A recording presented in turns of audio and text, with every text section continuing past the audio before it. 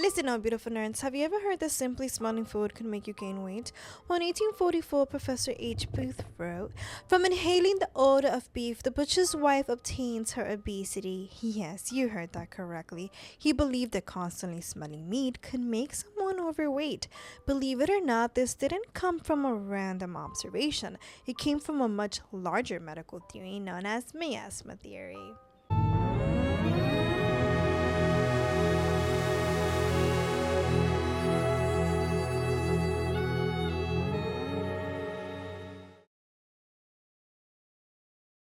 Miasma theory was to believe that diseases were caused by poisonous bad air, also known as miasma. The word miasma loosely translates to pollution or stain.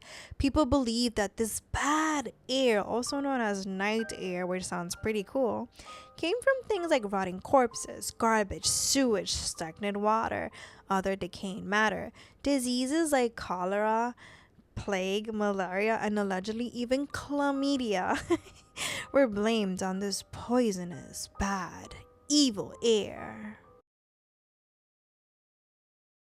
At the time, it made sense. The idea wasn't that off. Cities were extremely overcrowded, garbage everywhere, sewage everywhere, the air smelled absolutely terrible, and outbreaks kept happening in these filthy areas, so people assumed that it was the smell making people sick. Miasma theory didn't just explain disease either. Some people believe that it had other effects on the body, like making people gain weight, which brings us back to Professor H. Booth and the butcher's wife. Sir, if smelling beef really caused obesity, why wasn't every chef in Europe enormous?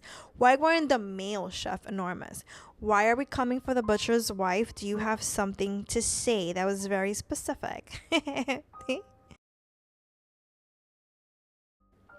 Then, in 1854, Dr. John Snow challenged the theory. He said, "Listen up, fools." No, he didn't say that. But instead of blaming the air, he actually investigated a cholera outbreak in London, and it was really cool the way he did this. He interviewed families, he mapped out where people died like a little investigator, and he realized that many of the victims had used the same water pump on Broad Street, which actually convinced officials to remove the water pump handle. But some doctors weren't convinced. Haters, let me stop. And John Snow died in 1858 before his waterborne theory was publicly accepted, which is absolutely devastating. I mean, imagine you discover something and people are like, whatever, go away. And then you die and they were like, oh, they were right the whole time. Ironically, miasma theory turned out to be wrong because it wasn't the smell, but it still made cities healthier.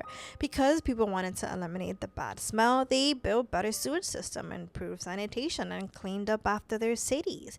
By the late 1800s, the germ theory replaced miasma theory when scientists discovered that it was the little microorganisms, not bad air, causing diseases. So while it did get the science wrong, it still improved public health. Thank you for watching, my lovely friends. I am Glory from Archives of the Century. Stay safe, stay weird, stay curious. I'll see you in the archives, my historian friends.